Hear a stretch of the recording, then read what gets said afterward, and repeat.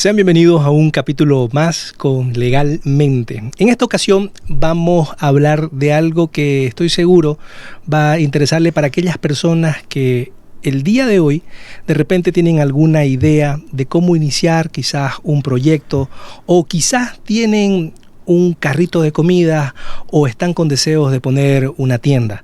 Es decir, están con ganas de emprender. Hoy me acompaña una abogada especialista en emprendimientos que, dicho sea de paso, tiene muchísima repercusión en las redes sociales y a nivel también nacional, porque ha dado distintos tipos de charla cabalmente para emprendimientos. Ha guiado muchísimas emprendedoras en muchísimos casos y hoy tenemos el lujo de tenerla acá como invitada. Quiero dar la bienvenida a la doctora Olga Isabel Villarroel. Sea bienvenida en nombre del equipo de Legalmente. Nosotros estamos seguros de que hablando con usted, conversando con usted, obtendremos los consejos reales, necesarios, básicos para tener una orientación en razón a poder saber qué camino tengo que tomar o cuáles son los pasos a seguir para poder emprender legalmente. Así que bienvenida, doctora. Muchas gracias por la invitación. Realmente para mí el honor y la honra, el halago de poder estar aquí con ustedes. Qué bueno, buenísimo. A ver, hablemos un poquito, partamos de lo siguiente, hablemos un poco, vamos a hablar de emprendimiento, pero vamos a poner de ejemplo los carritos que a veces vemos en las calles o que vemos en los parques. Es decir, el clásico carrito de comida. Muchos emprendedores han arrancado de esa manera. Es decir, hoy en día tenemos, por ejemplo, algunas cadenas que crecieron bastante, que arrancaron con carritos de pizza. Tenemos un ejemplo muy grande, que eran carritos en las rotondas, y de repente con el paso del tiempo fueron creciendo en producto hasta llegar a la época donde ya, bueno, son una cadena grande, ¿no? O sea, comparable con franquicias internacionales. Entonces, cuando una persona arranca con un carrito, con ese deseo de emprender, de crecer, ahí le pregunto, ¿qué es lo primero que debemos considerar para iniciar el emprendimiento? Bueno, esto es muy a medida realmente. O sea, depende si yo tengo socio, no tengo socio, si lo estoy haciendo solo, si ya tengo alguna marca que me identifique, un nombre. O sea, en qué etapa estoy comenzando mi negocio para ver realmente qué es lo primero que necesito para mi negocio. Si yo tengo socios, si no soy solamente yo solito, lo primero que yo aconsejaría sería tener un acuerdo de socios para identificar todas las obligaciones, funciones y formas de la división de la ganancia de ese negocio que estamos empezando. Porque el día de mañana, cuando ese negocio recién me rinda utilidades, entonces es cuando van a comenzar los problemas. Entonces es cuando van a decir, no, pero era mi negocio, vos me estabas ayudando. No éramos socios acá.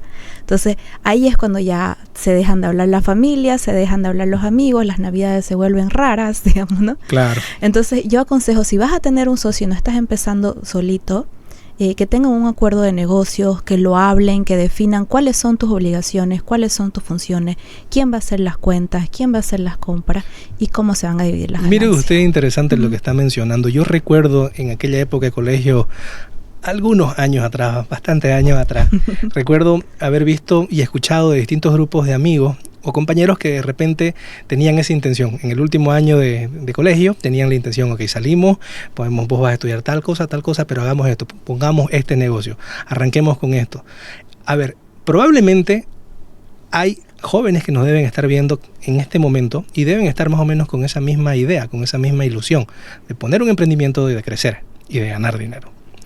¿Qué les recomendaría a esos jóvenes en este momento? Usted menciona un acuerdo. ¿Les recomendaría entonces redactar un acuerdito de alguna manera antes de iniciar todo el papeleo legal? Sí, o sea, porque el 80% del mercado en Bolivia es informal. Entonces es una realidad que no podemos negar. Entonces, y además que no existe, digamos, un régimen para el emprendedor actualmente. Existen muchos proyectos de ley, pero en la actualidad no existe un régimen para el emprendedor. Entonces la forma en que todos los emprendimientos comienzan es de forma informal, valga la redundancia, ¿no? Sí. Entonces, pero eso no quiere decir que ser informal nos obliga a ser informales adentro, a lo interno. Internamente podemos ser formales, podemos manejar libros de contabilidad, podemos ser organizados con los pagos que recibimos y no estar mezclándolos con nuestras cuentas personales y podemos tener contratos. Entonces puedo contratar un abogado para que lo haga, puedo ver con tal de que haya un entendimiento con el socio y que no esté todo al aire, ¿no? Porque muchas veces, pero vos eres el que hiciste algunas publicaciones en el Facebook, entonces vos estabas encargado de redes, ¿no? Ah, no, pero es que como vos eras la que cocinaba, yo no sé cuánto se gasta, digamos, ¿no?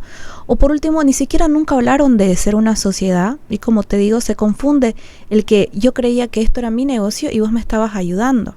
Entonces, no te corresponde el 50% de las ganancias, digamos, ¿no? Entonces lo primero sería contactar a un abogado para que los ayude a redactar un tipo de acuerdo. Lo primero sería conversar con tu socio, con tu amigo, con tu pariente, digamos, ¿no? Tener las reglas claras, porque si se contacta conmigo, por ejemplo, lo primero que vamos a tener es una reunión con los socios para poder establecer cuáles son las funciones, cuáles son las obligaciones que se mantiene cada uno, cuáles son los porcentajes que cada uno tiene de esa empresa y qué visión tienen para el futuro, en cuánto tiempo quieren poder llegar a formalizarse, si tienen una visión de crecimiento. O sea, yo por ahí estoy pensando que esto es solamente para pasar el tiempo, pero el otro ya está viendo una empresa que va a crecer y va a tener toda la vida, digamos. Entonces es importante que los socios tengan la misma visión también. Perfecto. Ahora demos el siguiente paso. Entonces, de repente los amigos se juntaron y ya los amigos tienen las ideas claras, las funciones claras, y ya toca considerar todo lo que se viene más adelante desde los puntos de vista legales, o sea, desde el punto de vista legal completo. Entonces, ¿cuáles son los puntos a considerar de manera general para poder materializar un emprendimiento legalmente? Claro. En Bolivia tenemos lo que se llama el régimen simplificado, que es tributario. Las que no son empresas se van al régimen simplificado. Pero el régimen simplificado tiene muchas limitaciones.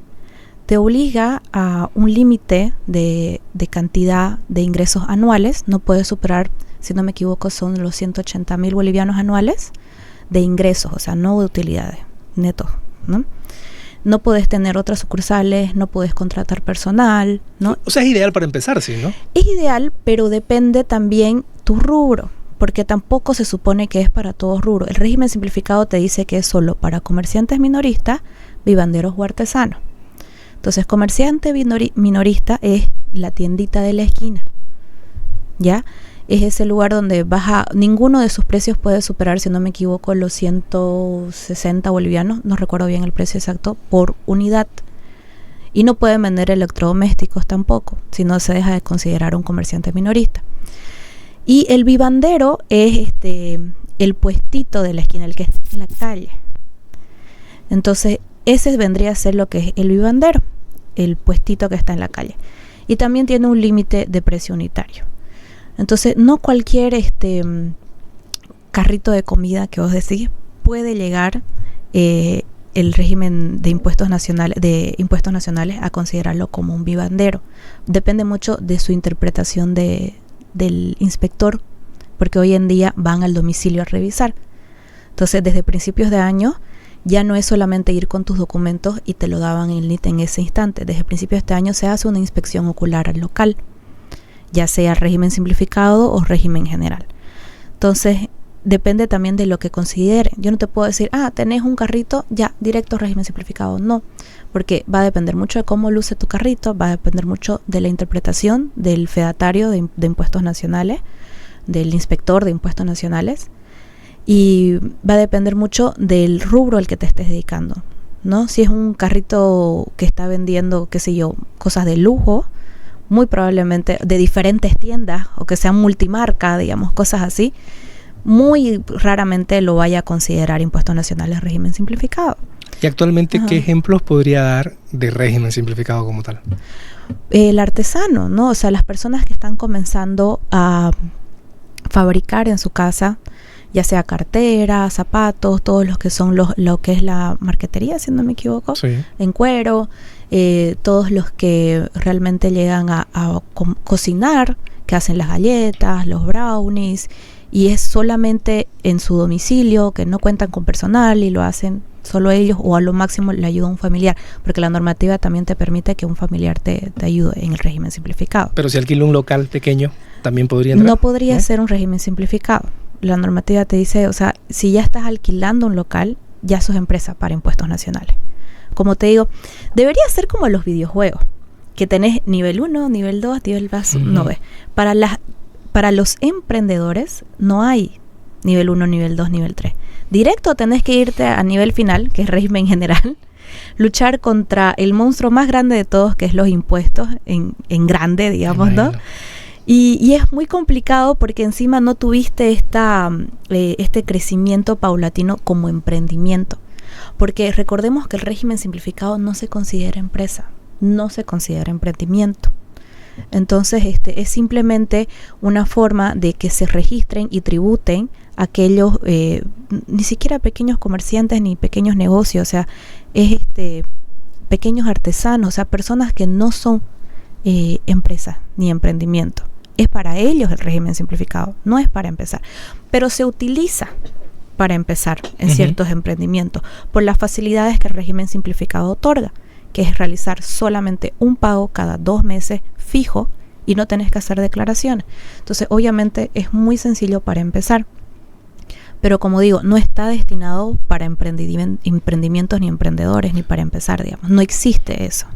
Perfecto, siguiendo con el ejemplo inicial. Entonces, los amigos que de repente pensaban en el régimen simplificado, con esta explicación queda claro de que no van a poder. Entonces, porque probablemente han caído en todas las excepciones. Hay que ver si encajan. ¿No? Ahora, asumiendo de que han caído en las excepciones, no les queda otra más que constituirse como una sociedad. Hablemos entonces de los tipos societarios que tenemos en la legislación. ¿Qué conviene para un emprendedor, para un pequeño grupo de socios que tienen una idea con crecimiento a largo plazo? ¿Qué conviene? Bueno, algo que no es un tipo societario, pero que el 70% de las empresas registradas en Bolivia se registran, son empresas unipersonales. Entonces, el 70% de las empresas en Bolivia son empresas unipersonales. Y a mí eso me parece sumamente riesgoso, porque muchas veces se registran como unipersonales bajo la idea de que es más barato y es más sencillo. Y no son unipersonales, y sí tienen socios. ¿Y cuál es el gran riesgo, además de la empresa unipersonal? Es que mezcla el patrimonio jurídico de la persona con el patrimonio jurídico de la persona natural. Entonces, ¿qué quiere decir? Yo constituyo una empresa unipersonal, se me da un NIT. Aquí tengo una empresa unipersonal, se me da una matrícula de comercio, se me da un NIT, ¿no? Porque también lo tengo que registrar en el CEPREC. Pero sigo siendo yo una persona natural con mi carnet de identidad. Sin embargo, esta persona que tiene un vehículo, que tiene una casa, no puede, digamos, utilizar su factura de luz, su factura de agua, su factura de la gasolina para los descargos de la factura de la empresa jurídica, de la empresa unipersonal, si no está esto registrado al NIT. O sea, tengo que hacer una transferencia, pagar los IMT y todo, para que estén en mi balance de empresa unipersonal y entonces los puedas registrar o alquilarlos, algo así, digamos, ¿no? Para que puedan entrar como activos de la empresa. Sin embargo, si esta empresa jurídica tiene deudas con el Estado, y el Estado los tiene que reclamar los pagos, puede embargar todos los bienes de la persona natural, autos, vehículos, cuentas bancarias. Entonces, por eso es bastante riesgosa, porque mezcla el patrimonio de la persona jurídica con el de la persona natural, si es que se tienen que hacer cobros con el Estado. Y a eso sumémosle el riesgo de que la persona natural se case, tenga un divorcio o pase algo similar, ¿no? Claro, porque el 50% es del esposo, digamos, ¿no? O de la esposa. Entonces se puede llevar la mitad de la empresa, ¿no? Y como te digo, me ha pasado muchos casos que tienen una empresa unipersonal, pero son varios socios, entonces esos socios no tienen cómo reclamar las utilidades de esa empresa, y al mismo tiempo este emprendedor que, digamos, le llegue impuestos y en vez de dividir ganancias haya que dividir pérdidas, no tiene cómo reclamarles a ellos que pongan para que la empresa subsista. Entonces es un riesgo de ida y vuelta. Los emprendedores le van a decir, probablemente alguien lo va a anotar en los comentarios y va a decir, sí, pero me conviene o nos conviene porque estamos ahorrando. No, es que ahí está. La empresa unipersonal puede ser más barata administrativamente para registrarte en el CEPREC. Tiene un costo menor. Puede ser más sencilla porque no tenés que sacar ni constitución ni poder como los demás tipos societarios. Pero impositivamente es lo mismo. Entra en el mismo régimen general que entra la SRL y que entra la SA. ¿Entendés? El mismo régimen, los mismos porcentajes. Cambian los montos porque obviamente una SA tiene muchos más ingresos y por eso paga mucho más impuestos. Pero paga el mismo 13% de IVA mensual, 3% de IT mensual y el mismo 25% de las utilidades anuales. Y también tiene la misma regla del rubro. Yo no puedo, no sé si se me escucha, siento que se corta. Tiene la misma regla del rubro. ¿Esto qué quiere decir? Cuando yo voy vendiendo con mi factura, voy generando crédito fiscal. voy aumentando mis utilidades, ¿no? ¿Y cómo lo bajo para pagar menos impuestos? Obviamente con los gastos que yo realizo. ¿Cómo registro esos gastos? Con las facturas que recibo. Con las facturas que recibo voy generando el débito fiscal y voy disminuyendo mis utilidades. ¿Y cuál es la trampa de este juego? Que el débito fiscal, las facturas que recibo, solo pueden ser de mi rubro. Entonces, si yo soy un pequeño emprendedor que está empezando, no puedo utilizar las facturas del colegio de mis hijos, mis facturas del auto, no puedo utilizar las facturas del médico, digamos, ¿no? Del día a día. Entonces, todo eso no me sirve porque generalmente no cae en mi rubro.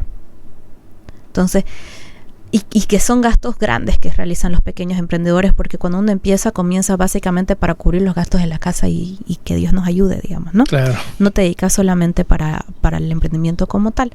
Entonces, ¿qué pasa? Se generan utilidades muy altas y de ahí tengo que pagar el 25% porque no me permite. Un régimen opcional que podríamos ver si soy una persona sola podría ser el régimen de profesional u oficio si es que doy algún tipo de servicios y no producto, que tiene el mismo IVA y el mismo IT mensual, o sea, sí te van a descontar el 16%, pero el anual es el RCIVA, como si fuese trabajador, que es el 12.5%, y sí puedo descontar con todo tipo de facturas, no necesariamente solo de mi rubro. Entonces, esa puede ser una vía para empezar si es que voy a empezar dando servicio o cualquier tipo de oficio. Claro, digamos. en calidad sí de una persona, ¿no? De una persona. Sí, en perfecto. calidad de una persona. Ahora le voy a hacer una consulta en calidad de varios socios. Corte, un ratico. Director, producción, no sé por qué se está cortando acá y nos está chiflando a los dos. Sí, también escucho que se corta. ¿Tenemos algún problemilla por allá? Un ratito, vamos a escucharlo acá enseguida, vamos para allá. Acá se escucha perfecto, pero vamos a ir allá ahorita. Sí, sentimos que se corta a rato.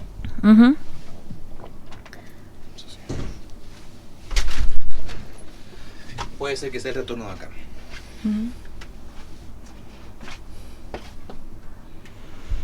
El doctor Oscar B. Sí, está bien. Aquí. Un ratito. Hola. ¿Cómo estás? Buenas. Sí. ¿No querías ir a escucharlo? Yo lo muevo acá para ver si es el cable. Dale, voy a ver. ¿O no? ¿Nos prestan sus audífonos Claro. un ratito? Es de rato. Es de ratito. Que vaya por encima del cable. Allá se escucha perfecto, te cuento. Ah, Sí. qué bien. Así que es aquí. ¿El volumen de las voces está bien? Está perfecto, bro. Está perfecto ya. Bien, bien. No es el cable. ¿El cable? No es el cable.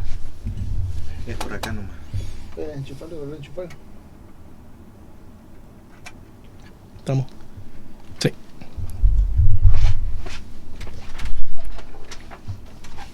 Y le bajé un poquito para que no se escuche tan fuerte. Ya. ¿Me dice si lo escuché bien ahora? ¿Se está viendo el cono, por si acaso? Sí, se escucha súper. Mejor, ¿no? Sí, sí, está El muy cono sí fuerte. se ve el tuyo, Oscar, pero ¿Sí? voy a mover un poquito más arriba. Para que no esté chiquito. Eso, ahí va. Perfecto.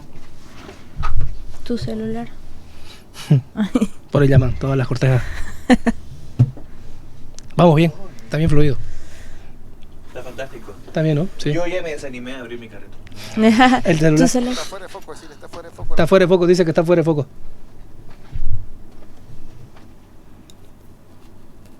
Cuando toque dar consejos, entonces, ahí directo a la cámara. Sí, como Ya. estás haciéndolo ahorita está fantástico. Ujú. Se siente raro hablar para allá y tenerte acá, pero ya. Lo que te sienta más natural. Solamente aquí para cuando quieras decirle algo a la gente. Ya, Así como que se dé cuenta que esta es la gente, pero toda la charla es siempre con Oscar. ya, ok.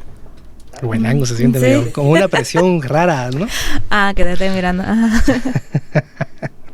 Sí. Y yo me hago el experto de que voy 5 capítulos haciendo. Bueno, pero más experiencia que yo. Y es increíble cómo esa presión juega en contra porque uno siente que se traba, digamos. O sea, porque cabalmente la mesa estaba puesta de otra manera hasta que se nos ocurrió la idea de hacerlo más personal así. Así, ya. Porque es como si estuviéramos sentados en un café Ah, charlando. ya. Entonces es mucho más tranquilo. Entonces, si te sentís más cómoda, directo aquí conmigo o si no, allá. Ya, No hay lío. súper. Perfecto, estamos confirmados cuando quiera, doctor. Ya, muy bien. Ahí quería hacer una consulta. Entonces, nos queda claro el ejemplo de una persona que está iniciando un emprendimiento. Pero también nos queda claro el ejemplo de las excepciones, o sea, ese error que muchas veces caen los emprendedores, los socios, que dicen prefiero que arranquemos con una unipersonal y más adelante vámonos con otro tipo societario. Uh-huh. Ahí va mi consulta. ¿Qué recomendación le daría, qué tipo societario le daría de recomendación a estos socios? ¿Una SRL o una SA? Una SRL. O sea, sí, una SRL sería lo ideal para empezar, no una empresa unipersonal. No te vas a tener grandes ahorros, creo yo. O sea, la diferencia será lo mucho de, no sé, 1.000, 2.000 bolivianos, uh-huh. que es el tema de tener la constitución, del poder, como decía, y el registro en el CEPREC, que es un poquito más caro. Pero en temas impositivos vas a gastar lo mismo en empresa unipersonal que SRL. Entonces, siempre recomiendo una SRL porque, como el nombre dice, es una sociedad de responsabilidad limitada. O sea, los socios tienen una responsabilidad limitada al monto de sus aportes. Entonces, no va a ocurrir lo que ocurre en la empresa unipersonal, de que puede el Estado embargar los bienes de los socios. No, solo puede embargar bienes que estén a nombre de la empresa para ser responsable por cualquier pago, multa o sanciones pendientes. Y obviamente estos embargos no van a ser directos, ¿no? Vienen por parte de advertencias, planes de pago, un proceso judicial, o sea, nada de forma directa o inmediata, ¿no? El único que sí tiene una mayor responsabilidad sobre sus acciones va a ser el representante legal, el que firme, el que tenga el poder. Pero ¿cuándo este representante legal va a tener que responder con sus bienes? Solamente después de un proceso judicial que se demuestre que haya tenido dolo o negligencia en sus acciones. O sea, cuando los mismos socios lo procesen, cuando se haya demostrado que ha habido algún tipo de engaño o estafa. Entonces, es mucho más difícil que una empresa unipersonal y sigue siendo mucho más beneficioso tener una SRL. Ahí me gustaría que entremos un poquito más en detalle. Entonces, queda clara que la recomendación aquí, para los que piensan armar un emprendimiento en calidad de socios, ¿ya?, lo ideal sería una SRL, ¿no?, según su recomendación. Hablemos un poquito entonces de la responsabilidad de los socios desde el punto de vista económico al momento de iniciar la SRL. ¿Hasta dónde llega su responsabilidad? ¿Con cuánto dinero pueden iniciar? No hay un monto mínimo. El capital mínimo inicial en Bolivia no está establecido, puede ser cualquier monto, pero obviamente dentro de la lógica tenemos que tener en cuenta de que tiene que tener un monto de capital mínimo. Yo recomendaría al menos $10.000, que ahorita, bueno, ya no son 70.000 bolivianos. Sí. Pero eso era como que lo recomendable, porque también tenés que tener en cuenta que vas a tener gastos iniciales para iniciar la empresa, y no vaya a ser que le pongas 1.000 pesos de capital y que con el registro en el CEPREC ya quebraste la empresa, digamos, ¿no? Entonces hay que tener un sentido de que, a ver, para iniciar voy a necesitar comprar qué tipo de productos, qué tipo de elementos voy a necesitar, qué gastos voy a necesitar hacer, tener una visión de cuánto dinero voy a necesitar para que esta empresa se mantenga por 1 o 2 años. Entonces, más o menos de ahí partir, o sea, lo primero es sentarse con un contador, ¿no?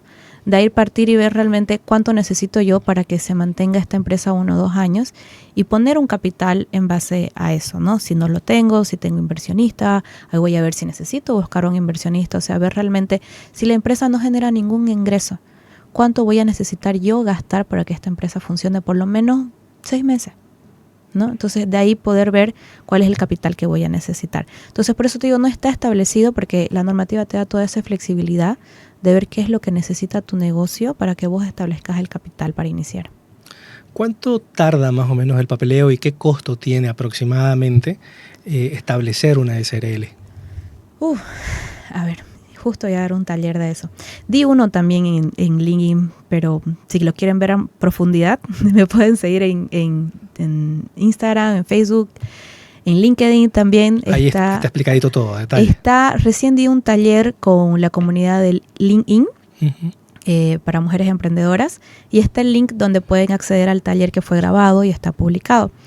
Pero en resumidito, para la SRL lo primero es tener la matrícula de comercio en el CEPREC, y donde más se va a tropezar en ese momento es en la homonimia. ¿Qué significa la homonimia?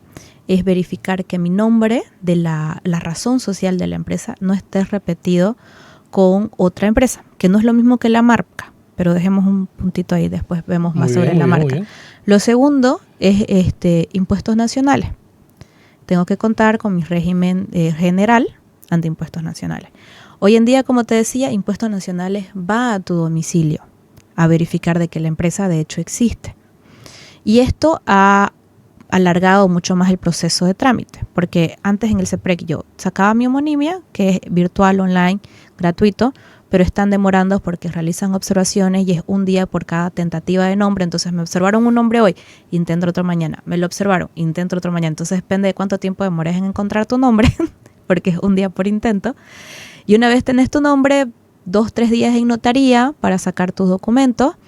Y en el CEPREC es 24 horas la matrícula de comercio si no tuviese ninguna observación. Por eso la importancia de hacerlo con un abogado, ¿no? Después te vas a impuestos y ahí está tardando, no sé, de 1 a 3 meses, porque te tienen que programar una visita a tu local. Entonces depende de la distancia, si es algo más cerca, si es algo más lejos, para que vaya el inspector. Y cuando hacen la visita ellos tienen que hacer un informe. Entonces también demoran un tiempo en hacer el informe para que te den el NIT. Madre mía. Entonces, yo diría 2 semanas, con suerte, digamos, ¿no? Pero he visto casos que lo observan y le piden más cosas que lo que está en el listado. Entonces, el inspector sí tiene la posibilidad de pedirte más pruebas de que tu empresa existe. Lo que me parece, o sea, saliendo un poquito del tema, muy contradictorio, porque si estoy abriendo, digamos, el caso que me pasó, estoy abriendo una empresa importadora y el inspector me pedía un contrato de importación. ¿Cómo voy a tener un contrato de importación si no tengo NIT? Claro, totalmente. ¿No? Pues, entonces obvio. es medio contradictorio, ¿no ves? Bastante. Como que te quieren hacer pisar el palito, digamos, ¿no? Entonces, ¿cómo voy a tener un contrato de importación si no tengo mi registro de importador ante aduana porque no tengo mi NIT todavía? Y así he visto casos que te van pidiendo cosas medio contradictorias cuando se supone que estás iniciando. Y eso dificulta un poco el proceso de obtención del NIT hoy en día, cosa que no pasaba el año pasado. Esto ha empezado a surgir a partir de febrero de este año en Santa Cruz. La verdad no sé si es algo que suceda a nivel nacional, pero así está sucediendo ahora en Santa Cruz. Y el tercer paso es la licencia de funcionamiento. Entonces tengo que tener la matrícula de comercio en el CEPREC, el NIT de número de identificación. Perdón, para aclarar un tributaria. poquito a los que están recién quizás sintonizando, ¿qué es el CEPREC? Es el Servicio Plurinacional del Registro de Comercio. Ya. Por eso se llama matrícula de comercio. Podemos decir que es donde las empresas se sacan su carnet de identidad, más o menos. Sí, Algo así, ¿no? es lo que trae la vida a la empresa. Perfecto. Si no sos empresa, no necesitas matrícula de comercio. Por eso todos los que están en el régimen simplificado no necesitan CEPREC. Perfecto. Ya que hablamos del registro de comercio, así más o menos, lo primero que se le venga a la mente, si recuerda la cantidad de requisitos que el CEPREC exige para registrar una SRL. ¿Cuántos son más o menos? ¿10, 12, 14, 15? A ver, no, pues es la constitución, el poder, el formulario y el pago. Nada más. Nada más. Ya no te piden el balance, aunque sí recomiendo tener el balance de apertura, porque es una obligación contable, aunque ya no sea un requisito para apertura. Entonces, el balance de apertura, si eso viene sí o sí, previa reunión con el contador, ¿no es cierto? Sí. Ya, ahí quería hacerle otra pregunta. ¿Cuán importante es el contador en una SRL? Súper. Es muy importante. Y sobre todo un contador con experiencia en tu rubro. O sea, alguien con recomendación, alguien que sepas que ya tiene experiencia en tu rubro. Tener un contador es como tener un seguro. Porque yo cuando hago mis declaraciones impositivas en impuestos nacionales... Ay, perdón, corte. Corte. No puedo hablar a la cámara, perdón. Ay, Leo. Voy a volver a repetir entonces cuán importante es. De ahí vamos a arrancar. Vamos a necesitar cerveza Ya. para la doctora, parece. Pónganle una carita. Y eso que no veo hace 3 meses, creo. Bueno, desde la boda. ¿Bebió harto sí en la boda? Sí, no es que estoy con unos medicamentos, no puedo ver, pero yo... Y fue en La Paz fue la boda, ¿no? Ujú. Se debe subir más rápido ya, ¿no? El trago. No sé, no supe yo. Bien, buen síntoma. Ahí Bien. está. ¿Estamos? Ya. ¿Sería bueno que comente eso a la cámara o no? No, depende. Pues, en realidad, las únicas partes donde yo pido recomendación, siempre lo anuncio. Si le puede dar una recomendación, pero me puede mirar a mí. No Ya. ¿ya? Bueno. Que fluya, no hay problema. Vamos a arrancar Ya. desde cuál De es importante. la pregunta le comento. Sí. Ya. En 3, 2, 1. Quiero preguntarle cuán importante es un contador en una empresa. O sea, cuán importante es saber escoger a un contador al momento de iniciar el emprendimiento, de iniciar la SRL. Es muy importante. Tener un contador es como tener un seguro. Porque cuando yo realizo las declaraciones impositivas que tengo que realizar mes a mes y las anuales y los balances y todo eso como régimen general, soy totalmente responsable de esas declaraciones. Entonces, si digo, ay, no voy a gastar, yo voy a aprender, yo lo voy a hacer, y me equivoco, entonces yo voy a tener que asumir esa responsabilidad de lo que sea que me haya equivocado en el impuesto que hice. Porque el gran problema con nuestro sistema tributario, no solo en Bolivia, en todos los países, hasta en Estados Unidos es así, es que vos tenés que calcular cuánto tenés que pagar al Estado. Y el Estado sabe cuánto tenés que pagar. Entonces, en vez de decírtelo y cobrártelo, te dice, vos adivinas, vos hacés tus cuentas. Vos decime cuánto tenés que pagar. O sea, equivocate más o menos. Y si le pelás, multa. Entonces, ese es el gran problema. Por eso necesitas tener un buen contador para que te haga bien. Porque con todo esto que te comentaba antes, de que para tener débito fiscal tiene que ser de tu rubro, un buen contador de tu rubro va a saber qué facturas sí te sirven y te ayudan para bajar tu IUE y qué facturas definitivamente no te pueden servir. Y si las llegaras a registrar pensando de que sí te sirven, yo soy un snack, puedo registrar mi comida de mi casa, digamos, ¿no? Y resulta que no se podía. O sea, un ejemplo así bien, por ahí me equivoco, porque no soy contadora, digamos. Pero, y resulta que esa factura no correspondía para tu rubro. Y después impuestos se da cuenta y te cobran retroactivos sobre los impuestos como si fuese evasión de impuestos de esa factura. Entonces, es bastante complejo. No es para nada sencillo. Y lo bueno de tener un contador, y por qué digo que es como tener un seguro, porque cuando el contador se equivoca, uno le puede cobrar a él. ¿Cómo? A ver, explíquenos esa parte, es bien importante. La normativa dice que el contador es responsable por su trabajo. Entonces, si el contador es responsable por su trabajo y se equivoca en hacerme las cuentas, las declaraciones de mi empresa y firma como contador, por eso siempre firma el contador con su nombre, yo puedo hacer un proceso judicial que se llama de repetición, que es cuando yo puedo cobrarle a alguien en su lugar por su error, digamos, ¿no? Pero, perdón que le interrumpa, necesitamos sí tener un contrato, me imagino, al momento... De contador no, porque el contador sí sería bueno, pero al momento de que el contador firma los balances, ya está, digamos, él es responsable, él está declarando de que le está haciendo esas cuentas, digamos, ¿no? Pero sí sería bueno tener un contrato además. Y obviamente nadie quiere hacer un proceso judicial, muchas veces termina mejor pagarlo yo nomás, ¿para qué le voy a estar cobrando? Por ahí el montón no valga la pena, pero tengo la opción de hacerlo. Si yo no tengo el contador, no voy a tener esa opción y yo voy a tener que absorber todas las pérdidas que mis errores conlleven, digamos. Perfecto. Previo a esta pregunta, usted mencionó el tema del control de la homonimia y cuánto está tomando y que está demorando un poquito. Y también usted menciona de que no es lo mismo el tema del nombre, es decir, la razón social, que la marca. Ahí quisiera que nos explique un poquito cuál es la diferencia. Es decir, yo puedo tener, qué sé yo, me puedo llamar AAA como razón social, pero de repente mi marca puede ser una cuestión totalmente diferente al nombre AAA. Sí, o sea, te voy a dar un ejemplo real, porque es una empresa grande y conocida. Tenemos a Embotelladora Boliviana Embol S.A. Esa es la razón social, el nombre de la empresa. Requirió de una homonimia para poder registrarse. Y las marcas que esa empresa tiene registradas son Coca-Cola, Fanta, Sprite, Del Valle, etcétera, etcétera. O sea, tiene infinidad de marcas. Las marcas pueden ser múltiples, no necesariamente una. Entonces, muchas veces el emprendedor se empeña en que quiere que el nombre de su marca esté en su razón social, como para que todo coincida. Pero no se puede, a veces no se puede. Entonces, no hay ningún problema con que tu razón social sea una, el nombre de tu tienda comercial, tu letrero, tu nombre comercial sea otro y el nombre de tu marca sea otro. Son inclusive 3 cosas distintas, ni siquiera solo 2. Digamos. En consideración a ellos, ¿y cuán importante vendría a ser? Sé que me estoy alejando un poquito de la materia, pero creo que es un factor bastante importante también mencionarlo. La importancia de registrar la marca. Ahí te voy a responder con otra pregunta. A ver. ¿Qué tan importante es que tu movilidad esté a tu nombre en el RUAT? Claro, no, pues muy importante. ¿Y tu casa? También importantísimo. Te comprarías un auto, le pondrías gasolina, le harías mantenimiento y todo eso sin que esté a tu nombre. Para nada, qué buena respuesta, qué buen ejemplo. Claro, o sea, la marca es un activo intangible. Y si no está a tu nombre, no te pertenece. Y cualquiera lo puede registrar el otro día y decirte, es mía. Vos me tenés que pagar por el derecho y uso de esa marca. Y ahí te van a quedar solo 3 opciones. O te metes a un proceso judicial para demostrar que era tu marca y él te copió y la registró que es un proceso administrativo mucho más costoso que solamente registrarla, digamos.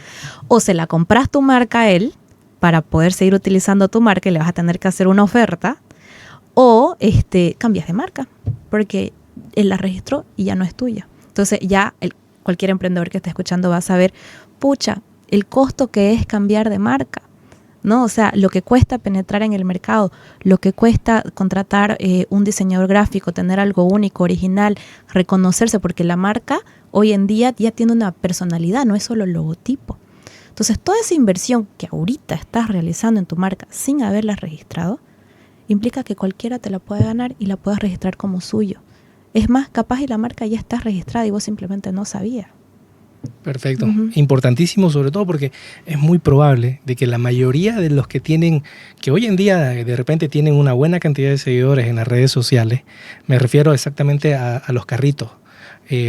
Demos un ejemplo claro, con nombre y apellido, las fresas, ¿no? Están de moda. Están de moda por todas partes. Así como la fresa. Sí, por mi casa hay 3. Ajá, están las fresas, he visto waffles, he visto venta de arroz con leche, he visto café, en fin, hay hartos carritos.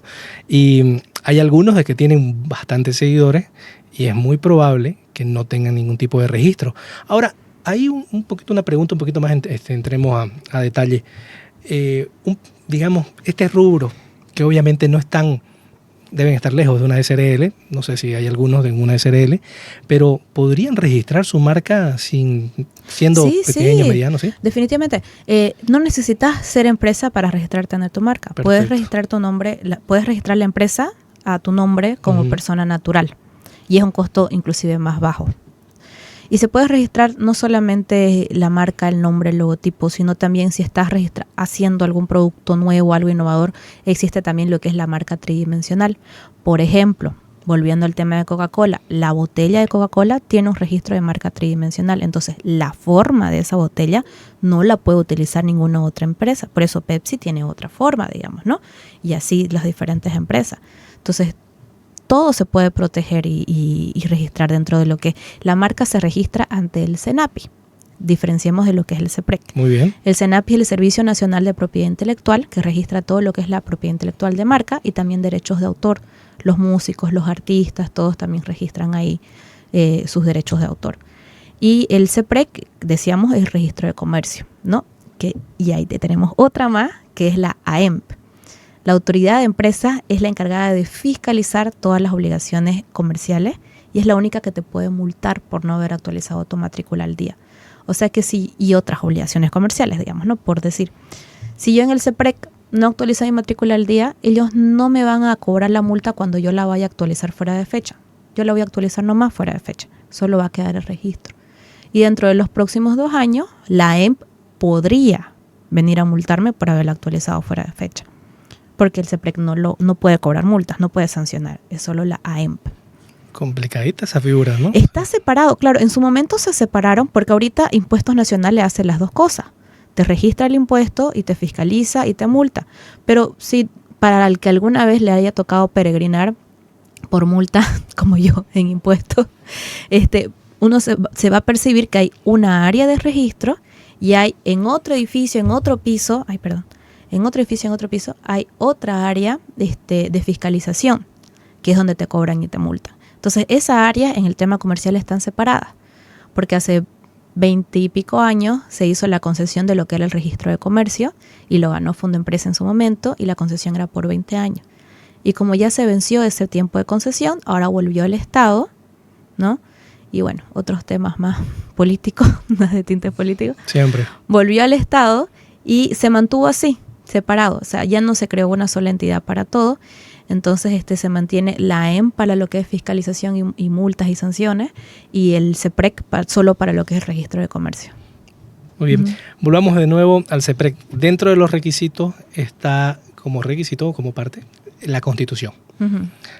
La mayoría, al momento de iniciar una sociedad, agarra y dice, o consulta, no sé, con familiares y amigos, ¿tenés de casualidad algún amigo abogado que tenga algún modelo de constitución? Ya para que me pase, o se lo pase a fulanito, o se lo pase a mi abogado y todo. Sí, en Fundoempresa incluso en la página web había una minuta de constitución de modelo para que lo puedan hacer y ver, digamos, ¿no? Pero ¿cuál es el tema con eso? Perdón que te interrumpa. Ahí va mi pregunta, así que adelante. Es que no tenés los conocimientos legales para personalizar, para personalizarlo a la empresa. O sea, un abogado que cumpla con su función de reunirse con los socios y sepa cuáles son sus funciones, utilidades, digamos, ¿no? Y qué quieren para la empresa, te va a saber, por ejemplo, decir de que no es necesario poner la dirección exacta en la parte de domicilio en la Constitución. De hecho, no es aconsejable hacerlo.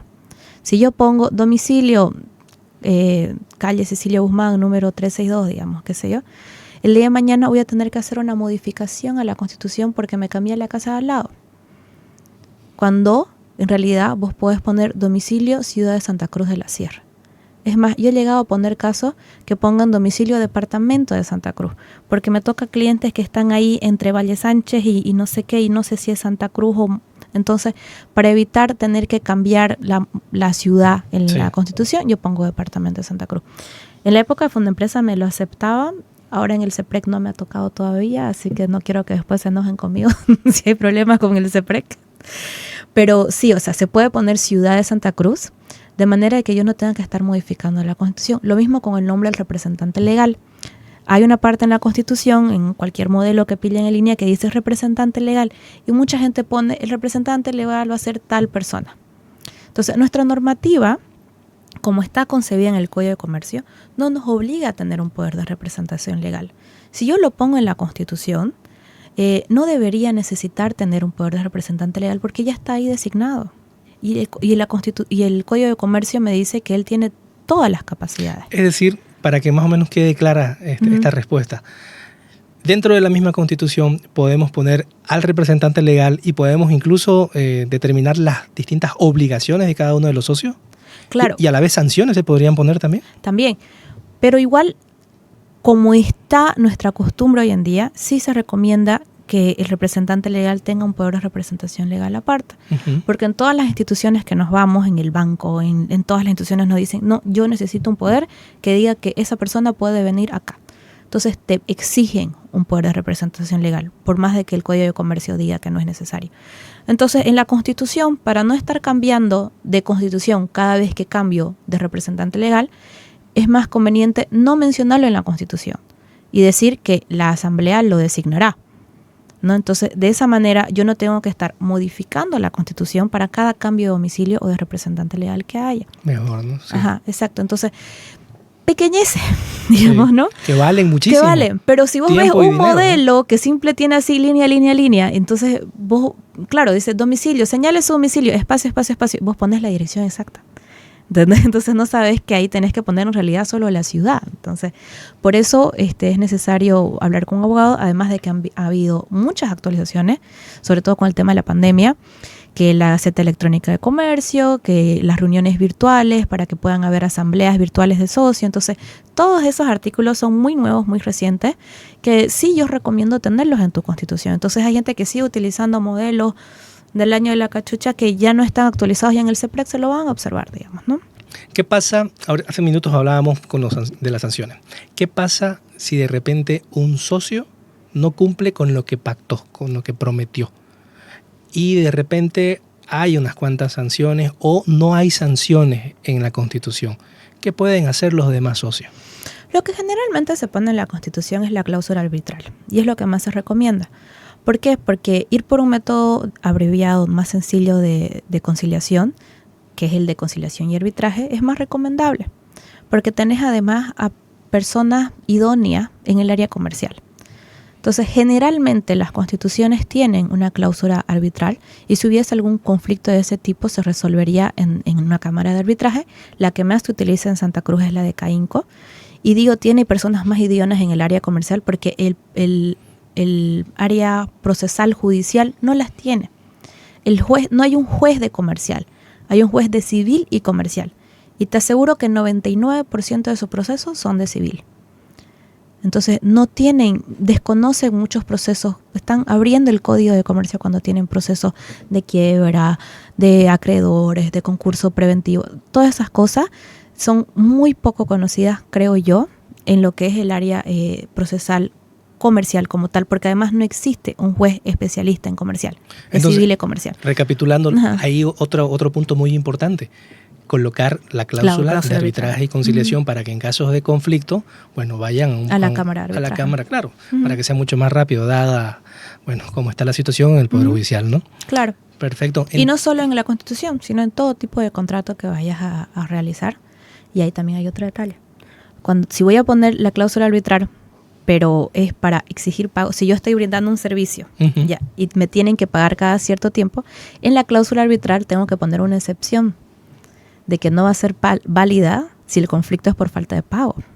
Porque entonces yo no voy a poder exigir el pago de forma ejecutiva si tiene una cláusula arbitral, te van a mandar a hacer arbitraje. Así es.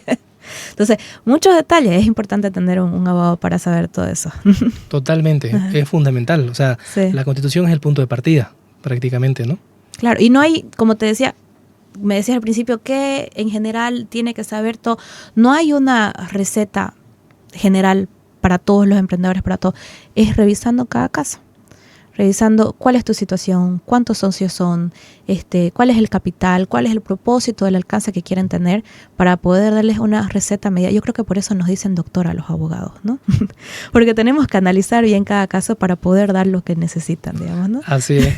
Al inicio mencionabas de la importancia del capital, ¿no? Y que figure el capital previa conversación con el contador cuando hagamos de cuenta de que ya creció el emprendimiento y toca la modificación del capital. Coméntanos, por favor, en qué momento se tendría que modificar la Constitución, qué documentos se tienen que hacer cuando ya crece uno como empresa. Bueno, eso ya es un tema contable. O sea, si hay un aumento, un crecimiento, hay que ver qué tan ventajoso contablemente sea tener un mayor capital.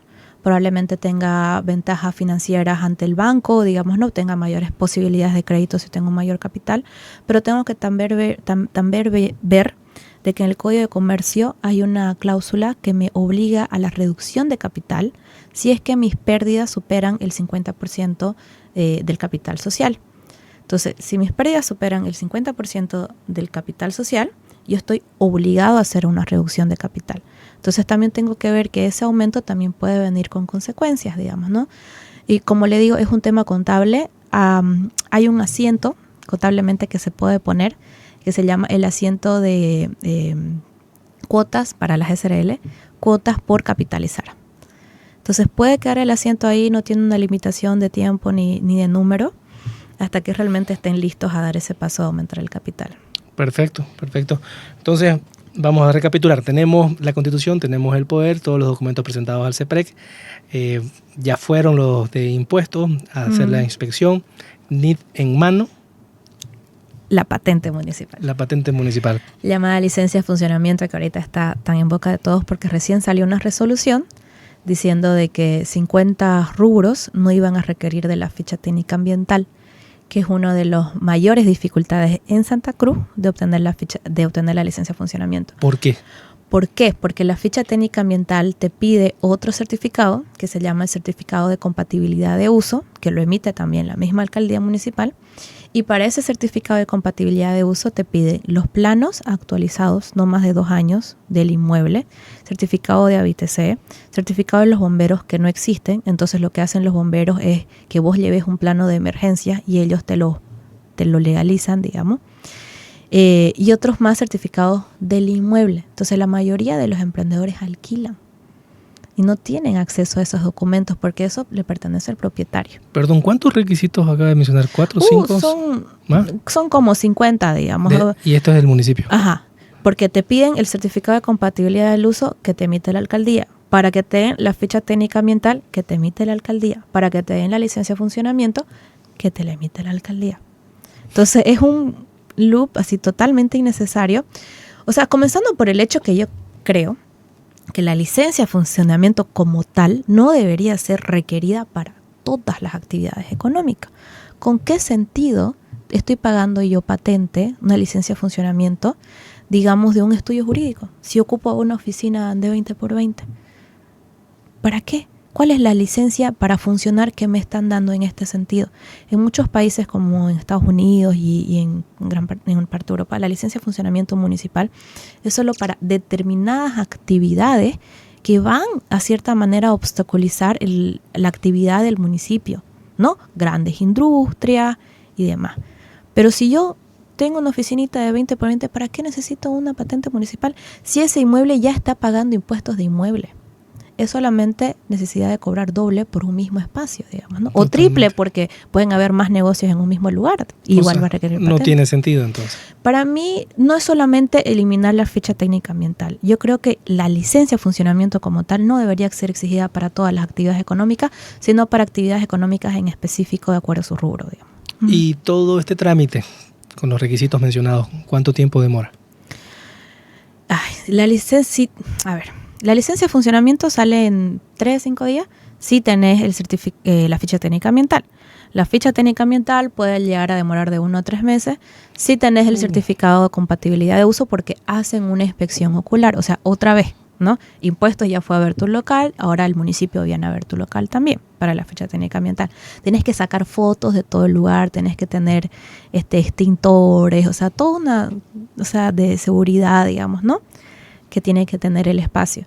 Y el certificado de compatibilidad de uso no debería demorar más de una semana, en teoría, si tenés todos los documentos. Pero ahí lo que más atrasa es que generalmente los propietarios no tienen sus documentos al día, porque además te piden los planos actualizados no más de 2 años. O sea, ¿quién tiene sus planos de no más de 2 años? O sea, los planos lo tienen de 10 años, qué sé yo. Entonces tenés que hacer el trámite de actualizarlo, si lo vas a hacer todo legalmente, digamos, ¿no?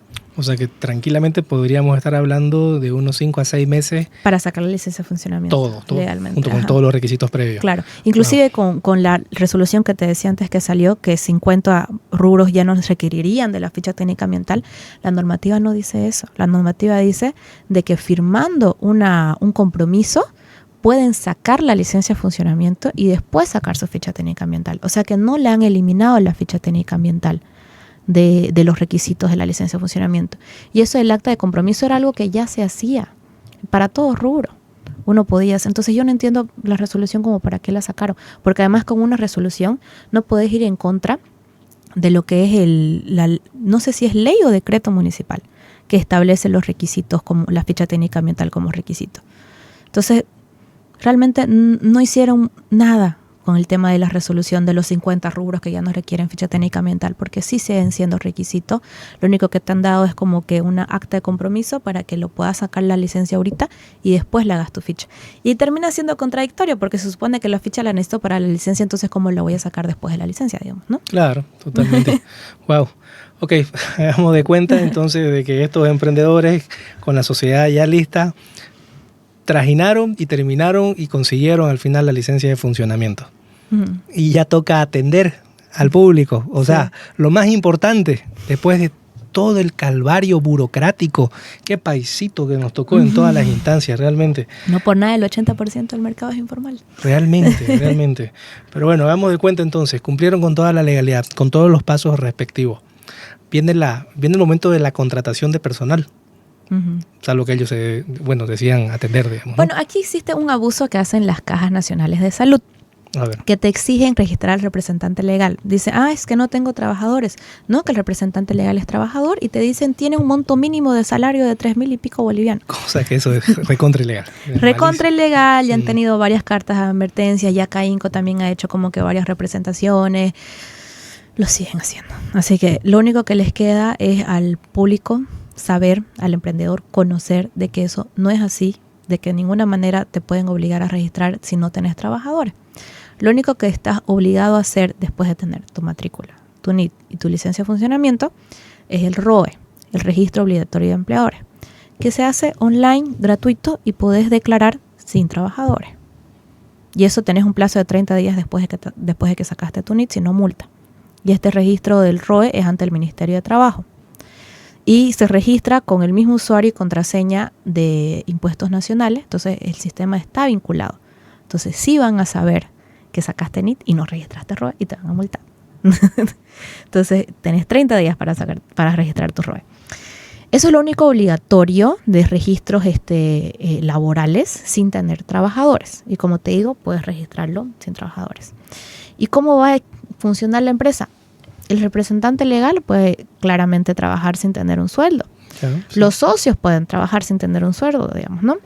Generalmente el representante legal también es uno de los socios, o los dos socios, porque no es obligatorio de que solo sea un representante legal, pueden ser 2 o 3 representantes legales. Y de hecho mejor que sea así, porque por ahí uno viaja o se muere, digamos, ¿no? Entonces queda en problemas la empresa hasta que se vuelva a levantar. Entonces es mejor tener más de uno. Si son 2 socios, que los 2 sean los representantes legales indistintos. Entonces, me perdí, perdón. Ok, entonces perfecto. Tenemos los registros como empresa ante el Ministerio del Trabajo y tenemos algunos registros a considerar sí, en las cajas, ¿no? En las cajas. Claro. Entonces ya, ahora sí, Y recapitulando. Posteriormente vendrían los registros ya, porque... Si llego a tener. Claro, pero Ajá. digamos, hagamos de cuenta de que van a contratar trabajadores. Un Ahí paro está. que sea. Si llego a tener trabajadores, entonces sí tengo que registrar en la caja y en la gestora. Ya. Y ahí tengo que considerar si puedo costearme tener trabajadores. El salario mínimo nacional es 2.500 bolivianos. ¿No ves? Sí. Ahorita, 2024. No vaya a ser que lo estén viendo en otro año. 2024, 2.500 bolivianos. Ya. Entonces, el empleador dice, yo tengo que pagar 2.500 bolivianos, estoy ganando 6.000, fácilmente lo puedo costear. Y dice, me voy a contratar a una persona y lo voy a registrar porque me alcanza. No te alcanza. ¿Por qué? Porque el trabajador no te cuesta 2.500 bolivianos. El trabajador te cuesta 3.750 bolivianos. ¿Por qué te lo digo? Y esto para todo tipo de trabajadores. Yo tengo que aumentar el 50% del haber básico para poder hacer cargo a todos los beneficios sociales en Bolivia. Entonces, si mi sueldo es el salario mínimo, 2.500 bolivianos, el 50% es 1.250, ese trabajador me va a costar 3.750. Ese 50% no es que me lo vaya a gastar en ese momento, parte sí, pero tengo que guardarlo en una cuenta aparte como previsión social. ¿Cuál es la parte que sí voy a gastar mes a mes? Es el 10% para la caja de salud y el 6.71% para la gestora que tengo que hacer como aporte patronal, como empleador, o sea, por encima del sueldo. Entonces ese 16.71% del 50% sí se va a gastar mes al mes. El resto lo tengo que ir guardando ¿para qué? Un trabajador gana 14 sueldos al año, los 12 sueldos del mes, el aguinaldo y la indemnización que le tengo que dar un sueldo por año trabajado cuando se retira, ¿no? Entonces, ¿cómo voy a hacer frente a eso? De repente renuncian 2 trabajadores y quebró la empresa. ¿Por qué? Porque no tenían esa previsión social apenas y podían hacer los pagos mes a mes. Entonces, hay que tener esa conciencia, realmente me puedo costear un trabajador formal y ese trabajador no va a recibir 2.500 bolivianos al mes. Va a recibir menos 12.71% porque también tiene que hacer su aporte laboral. El trabajador recibe 2.100 y pico. Yeah. No sé hacer bien los cálculos. Pero va a recibir menos.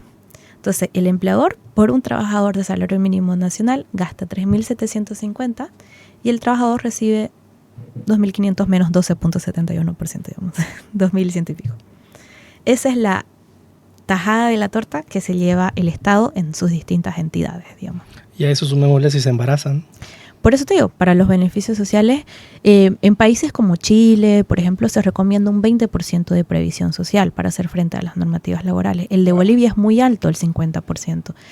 Y yo diría que capaz y sea más, ¿no? Porque tenemos otros bonos que no se estilan pagar, pero en el momento que se estilen cobrar, ya va a aumentar más el porcentaje de los bonos de transporte, los bonos de frontera, ¿no? Entonces, hay ciertos bonos ahí olvidados que son obligatorios, pero como no son de conocimiento general, no se estilan pagar. La prima, por ejemplo. Claro. La prima es otro sueldo más. Son Sí. 15 sueldos. Sí. Muy bien. De todos los puntos que hemos hablado, podríamos de alguna manera, pero sobre todo considerando a futuro, ya tenemos la empresa lista con todos los permisos, con todos los títulos, porque vienen a ser como que títulos ganados. Encima que hay que exhibirlos, ¿no? Porque les exigen, exhíbanlos, tiene que mostrarlos. Entonces, la verdad que, haciendo un paréntesis, uno entra a un local, a cualquier comercio, Y cada vez más cuadritos hay, o recuadritos y certificados de no sé qué, no Ya sé no hay cuánto. más pared para tantos títulos. Sí, o sea, realmente uno puede ahí palpar la burocracia del país en el que estamos. Pero bueno, Sí. ¿cuáles son los problemas con los que se topan los emprendedores una vez ya instalados, legalmente establecidos? O sea, en el devenir del tiempo. Esta es otra razón por la cual el 80% del mercado es informal. Porque paradójicamente en este país registrarse y estar legalmente establecido te pone una mira, un target, así para que te puedan apuntar y buscar. Porque es mucho más fácil, creo yo, y esta es mi opinión, no es que me conste, pero creo yo que es mucho más fácil para impuestos nacionales mandar una carta de notificación, o para la autoridad de empresas mandar una carta de notificación, cualquier otro tipo de entidad, pidiendo: necesito que me pase estos documentos al día, y te hacen un listado y tenés 72 horas para vos llevárselos a sus oficinas, que ellos salirse del escritorio y estar buscando por las calles qué negocio no tiene títulos, digamos, qué negocio está sin todos sus certificados en la pared. Entonces es mucho más complejo hacer ese tipo de fiscalizaciones. Entonces yo creo que por eso, lamentablemente, si alguien está legalmente establecido, tiene que fijarse de tener todo al día, porque cada vez están conectando más con todo este tema del gobierno digital, las bases de datos. Entonces, si yo abro mi constitución pero no abrí mi NIT, o yo abrí mi NIT pero no saqué mi licencia, ¿entendés? O tengo la caja pero no la gestora, cuando te falte uno, va a ser mucho más fácil para la otra entidad darse cuenta de que te falta el otro, y más probablemente de que te fiscalice. O sea, es mejor, si te vas a establecer legalmente, fijarse de cumplir, ¿no? Del compliance que tanto hablamos, de cumplir con todas las normativas que te exigen. Increíble, ¿no? Al formal lo persiguen, al informal no lo tocan prácticamente. Por el momento esa es la situación de nuestro país, digamos, porque es mucho más complejo. La verdad no sabría, te pregunto a vos, ¿por qué existe esa protección al contrabando? La verdad que vivimos en un país donde son distintos tipos de gremios los que manejan o dirigen este país, y Sí. quizás por eso es que hoy estamos donde estamos, lastimosamente, Gremios, ¿no? son muy fuertes, inclusive tienen su propio, los gremios de transporte, porque no tenemos transporte público en Santa Cruz. En La Paz tienen los Pumacatari, ¿no? Y los teleféricos, pero aquí no existe el transporte público. Recordemos que los micros son gremios, Así ¿no? es. Y tienen su propio régimen tributario que les deberían, no sé si lo harán, que les permite pagar impuestos cada 3 meses, un monto fijo mensual. Entonces es un régimen simplificado mucho más sencillo que el régimen simplificado como tal. Entonces No, y lo peor de todo es que yo no tengo nada en contra, por favor, pero de que son causantes de desordenar la ciudad, sobre todo el tráfico, porque hacen y deshacen, no cumplen las leyes, las normas. pero son, más allá son de eso, especiales, ¿no? son un transporte privado que por ser gremio tienen un régimen tributario especial. Y no los tocan. Y a los emprendedores, ¿por qué nos ahorcan, digamos, no? Buena pregunta, buena posición. Quiero resumir un poquito todo lo que hemos hablado desde el inicio de la idea de la Constitución, perdón, desde el inicio de la idea de un emprendimiento, hasta toparse con todos los pasos burocráticos en las distintas instancias, estatales, municipales, todo lo demás. Y es más, me olvidaba, si no me equivoco, en determinados rubros, creo en los gastronómicos, los trabajadores tienen que registrarse en el gobierno departamental, tienen que sacar un tipo de registro. Licencia ¿no es cierto? sanitaria. Exactamente, entonces Sí. son los 3 niveles, ¿no es cierto? Ujú. O sea, un emprendedor no se salva de Por los ningún 3 lado. niveles. Ujú. Entonces, más o menos considerando todo lo que hemos hablado, ¿en cuánto tiempo legalmente uno establece una empresa? Mira, participé del Doing Business en el 2018, creo, ya hace muchos años. Y en aquel momento recuerdo que se establecían un mes para aperturar una empresa en Bolivia, y todos estos pasos que comentábamos. Hoy en día, yo no le doy menos de 3 meses por todo el tema, y los clientes siempre dicen, ¿cómo? ¿Por qué tanto tiempo? Digamos que en menos. Y yo, se puede hacer en menos. Si estamos todos los días encima de esto, si te comprometes en responderme, porque muchas veces también el cliente se empecinan con un nombre, digamos, ¿no? Y en el primer paso nos estancamos un mes. Pero también está el tema de que no depende del abogado, depende de impuestos nacionales que te vaya a hacer la inspección, ¿no? Depende de que el local que tengas cuente con todos los documentos del inmueble al día del propietario. Entonces, contando así en el peor de los casos que no tengas todos esos documentos y que te toque un inspector aburrido, yo no le daría menos de 3 meses, digamos, ¿no? Yo diría de 2 a 3 meses para abrir una empresa. Y los costos aproximados, sin contar honorarios de abogado, o no, pongámoslo así, honorarios de abogado, notaría. Es complicado, porque hay, ¿no?, de todo. O sea, sí, hay abogados que te cobran, bueno, no sé el mínimo, la verdad, cuánto estarán cobrando los tramitadores. Un aproximado, pero sobre todo considerando también los gastos de notaría. Claro. En notaría gastas entre 1.000 a 2.000 bolivianos porque te cobran por hoja y más las copias legalizadas que te quieras llevar. Depende de qué tan largo sea tu documento y tal. Entonces no le daría más de 2.000 pesos, la verdad. Muy bien. De ahí, abogado, está el tema. O sea, por ejemplo, no sé si puedo dar mi precio, no sé. Depende de usted, por favor, doctora, adelante. 2024, mi precio es 6.000 bolivianos por constitución de SRL, solo honorarios profesionales. Muy bien. Ya, sin factura. No. Ok. No sé si lo edita. 6.000 bolivianos y de ahí hay que sumar los gastos, sí, me imagino, pues, bueno, todo lo que, el CEPREC. Bueno, el CEPREC cuesta 600 y pico. Y la licencia de funcionamiento, de nuevo, si tenés todos los documentos, creo que tiene un costo de 100 y pico en timbre, o sea, no es muy costosa. La licencia de funcionamiento sí viene a ser más costosa si no la obtenés legalmente. Entonces, por eso, o sea, yo creo que esa es la razón de existir de tanta burocracia, es que existe todo un aparato administrativo para simplificártelo, pero te cobran por eso, digamos, ¿no? Claro, el tema de la corrupción. Uh-huh. Por eso, o sea, y te comentaba que había trabajado en el Doing Business. Mi tesis de grado de la universidad fue la creación de un marco jurídico único empresarial. O sea, como que una ventanilla única donde puedas reunir a todas las instituciones del Estado que pertenecen al mismo Estado y de ahí saques todos tus documentos. O sea, llevabas todos los requisitos a un solo lugar y en un solo lugar te dan todos los requisitos. En el estudio de mi tesis pude ver que se podía hacer con todas las instituciones, menos la licencia de funcionamiento porque pertenece a otro nivel del Estado, ¿no? Pero ya, sería bastante, digamos, ¿no? Totalmente, claro. Y en medio de esa investigación pude ver de que en los países de que sí se había hecho este tipo de ventanilla única, One Stop Shop se llamaba, porque no sería la primera vez, digamos, se ha hecho en varios países, existen muy buenas experiencias de cómo se realizan. La principal y primera consecuencia de ello era la erradicación de la corrupción, porque cuando realmente se hace una simplificación, no solo digitalización de trámites, ¿ya? Porque lo que hay ahorita en el CEPREC es la digitalización de la burocracia, ¿no? Sino la simplificación del trámite acompañada de una digitalización mucho mejor, se erradica la corrupción. ¿Y cómo podemos ver si esta digitalización funciona o no funciona? Manteniendo el trámite en físico.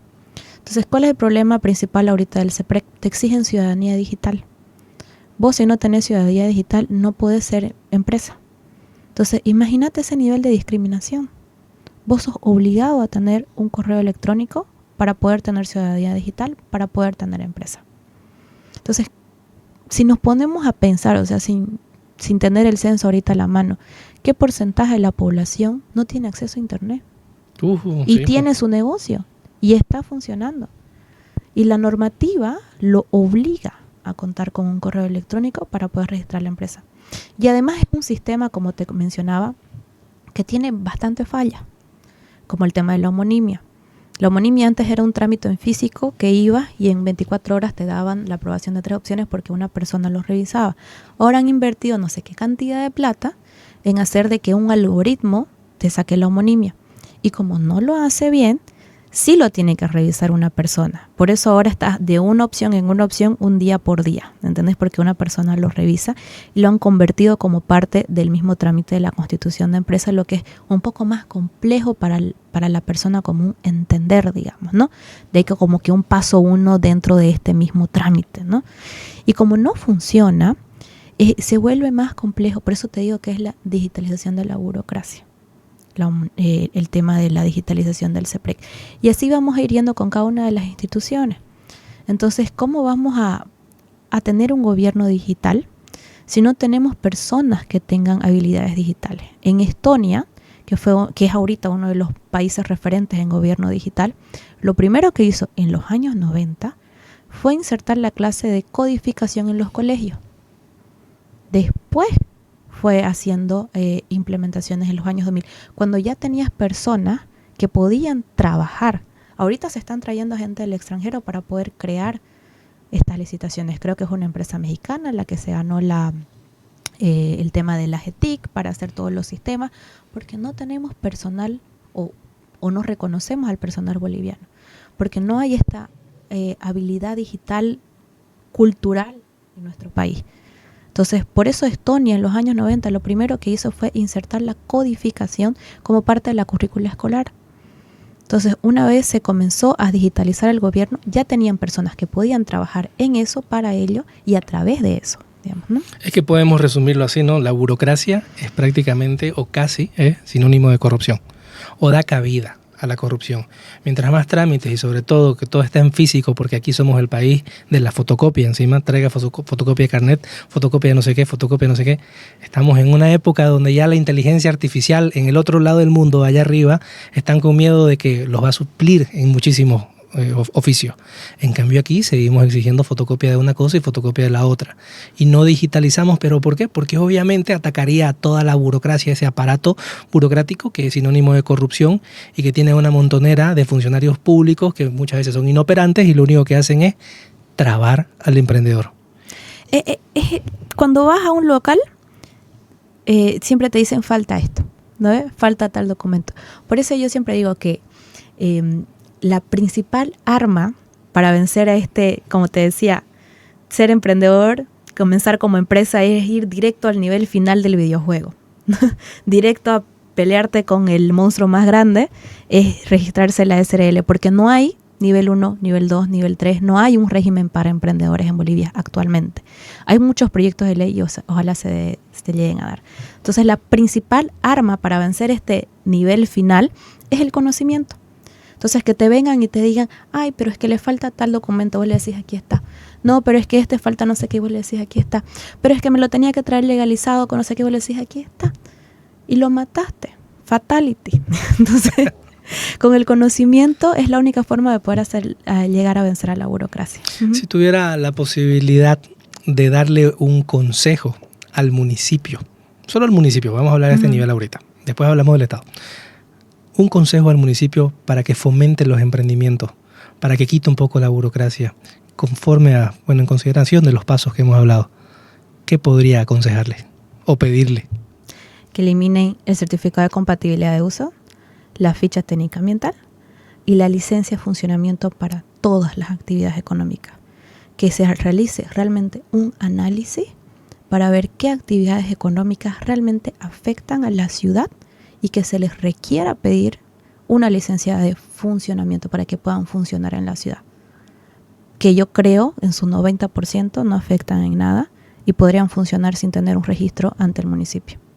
Porque recordemos, ese inmueble ya está pagando un impuesto donde está funcionando ese local.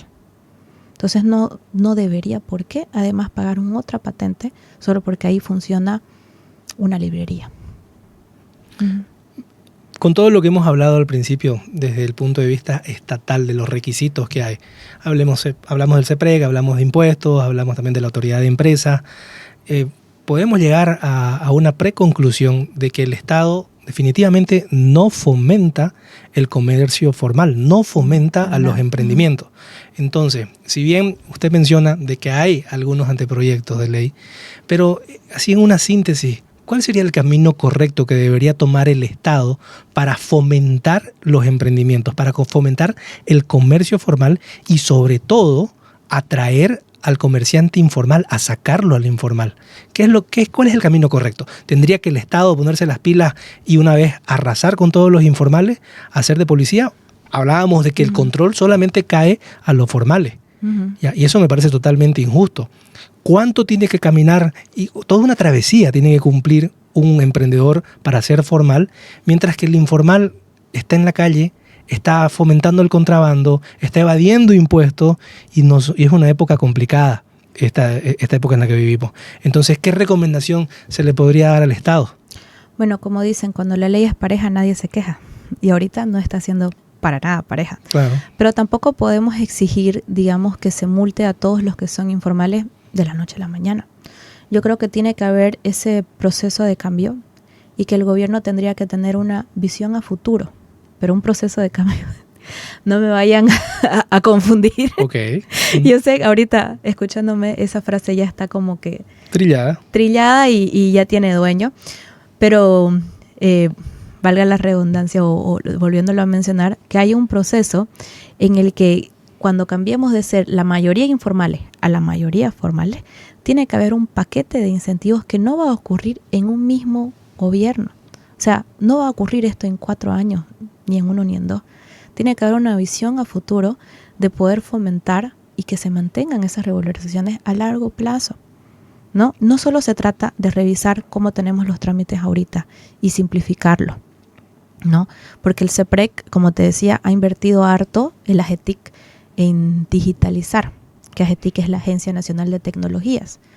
Entonces, harto ha invertido en digitalizar un proceso, pero no ha hecho una revisión real para simplificar el trámite como tal. Y además, dentro de la misma entidad existe mucha burocracia. O sea, si el CEPREC tiene un error en su sistema, ellos tienen que, el inspector del CEPREC tiene que avisar a su jefe regional, que tiene que avisar al jefe nacional de CEPREC, para que le avise al jefe nacional de AGETIC, para que le avise al jefe regional de AGETIC, para que le avise al inspector de AGETIC, para que lo corrija. Uh-huh. Entonces, uno se enoja, dice, ¿cómo pues van a tardar 3 días en arreglármelo el trámite que ustedes han hecho mal? Pero es que esa persona no entiende que ese funcionario no tiene la capacidad para hacer ese arreglo y tiene que sufrir toda esta burocracia interna para que le cambien un X, digamos, ¿no? En el sistema, porque no lo pueden hacer. O sea, en resumen, imagínense las personas que tienen empresa, que su sistema, su IT, ¿no? Su sistema de tecnología, uh-huh. ¿Cómo se llama el departamento? Departamento de tecnología, sí, generalmente, sí. Su sistema de tecnología sea otra empresa. ¿Entendés? Entonces vos cualquier error tenés que ir a la otra empresa a pedir. Perdón, ¿estaban hablando? Sí. Eso sería el departamento de IT. IT no es, pero ¿qué representa IT? El departamento de Informática, ¿ves? Informática. Ajá, gracias. Ajá. Vamos a recapitular porque eso se entra también. Se me fue el nombre. Al final no se olviden igual pedir que se suscriban y comenten ya. Ya. ¿Cuál era la pregunta? No me acuerdo cómo la empecé la pregunta. ¿Qué podría hacer el Estado? Vamos desde, imagínate... Ya, eso. Ya. Entonces, imagínate que el empresario tenga su departamento de IT, que es de informática, en otra empresa. Entonces, ¿cómo van a hacer cualquier arreglo a su sistema teniendo que contactar a otra persona para que se lo corrijan cada vez? Obviamente sería mucho más burocrático, que es lo que sucede actualmente. Y estamos hablando que AGETIC depende del Viceministerio de la Presidencia. El CEPREC depende del Ministerio de Cultura. Entonces, vivimos en un país que tiene un sistema de gobierno centralista, ¿no? Sin embargo, es tan burocrático que no puede funcionar de manera centralista. O sea, ¿por qué no hay un funcionario de AGETIC en el CEPREC que le solucione los problemas en ese momento a esa entidad? Y no tenga que estar la otra persona penando 3, 4 días, una semana para que le arreglen el error que el mismo CEPREC, que el mismo sistema tenía. Me acuerdo, cuando recién instalaron el proceso de... Cuando el CEPREC abrió, no podían registrarse todos los trámites. Tardaron más de 1 año en hacerlo y saqué un artículo en El Deber para marcar eso. Cuando el CEPREC abrió, más del 50% de los trámites no estaban habilitados en el sistema. Y yo tenía que abrir sucursales y otras cosas y me decían, pero es que no está el sistema. Y yo entonces, denme el formulario físico. No, es que ahora es solo con ciudadanía digital. Entonces, más de un año no se pudieron hacer más de 50 trámites comerciales. Qué perjuicio. Ajá. ¿Y cuál fue el tema? Cuando finalmente se pudo aperturar sucursales, crearon el formulario digital, no pedía la dirección de la sucursal. O sea, claramente la persona que creó ese formulario digital, ni por si acaso era abogado, mucho menos emprendedor, ¿entendés? Entonces era alguien de informática que dijo, ok, formulario de sucursales. Chup, lo pasó, digamos, ¿no? Claro. Y nos hicieron crear un formulario en físico donde teníamos que poner la dirección. Y yo, esto podrían haber hecho hace un año, digamos, ¿no? Le costó, ¿no? Le costó Sí. encontrar el camino. Más bien lo encontraron de alguna manera, ¿no? Más bien. Siguen buscando, porque el tema de la homonimia también es un tema de digital, de informática, de las TIC, de que no funciona, bueno, creo yo, no funciona, porque si no, sería inmediato, ¿no? O si no, que admitan nomás que el sistema no funciona y que vuelvan a poner la homonimia como un trámite aparte al registro de la constitución de la empresa, digamos, ¿no? Más sencillo, más fácil. Volver, a veces hay que retroceder. Hay que reconocer que Sí. cuando las cosas no marchan, hay que reconocer los errores. Sí.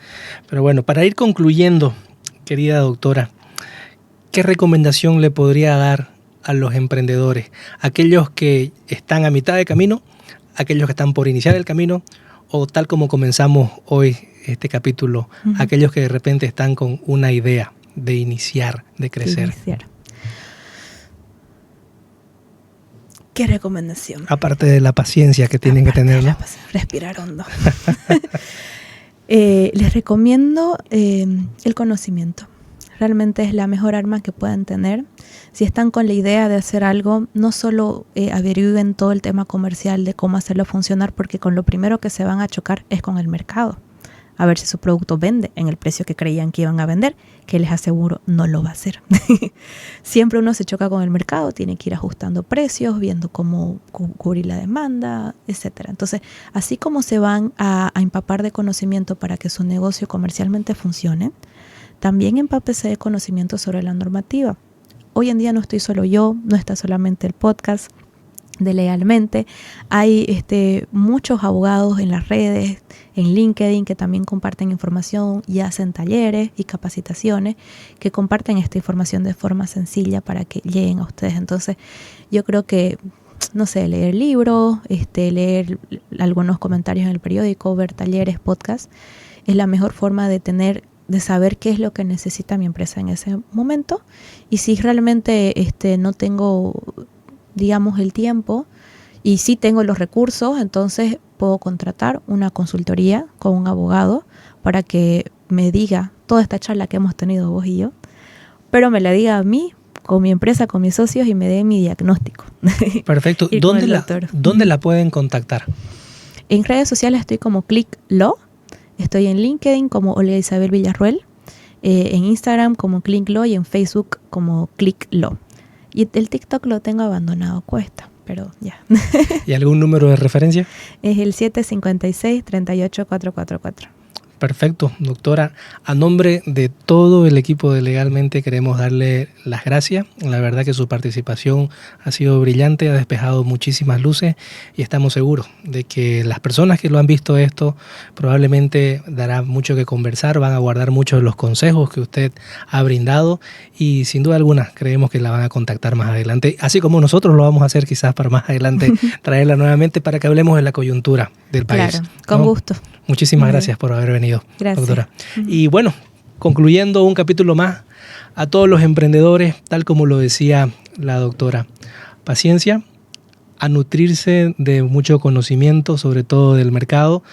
Lo importante va a ser siempre vender su producto y bueno, la verdad que como todo emprendimiento, como todo camino, como toda carrera, siempre habrán tropiezos. A levantarse, sacudirse y seguir adelante, que este país necesita de emprendimientos, necesita de emprendedores y ojalá que las autoridades les llegue este mensaje, que no va a ser el único, sin duda, allá afuera hay muchísimos emprendedores que la están pasando mal, que la están sufriendo. Ojalá que las autoridades realmente se den cuenta y faciliten en todos los niveles del Estado, faciliten y fomenten los emprendimientos formales. Muchísimas gracias a todos, suscríbanse al canal, coméntenos, denos sugerencias y sigamos pensando y actuando legalmente.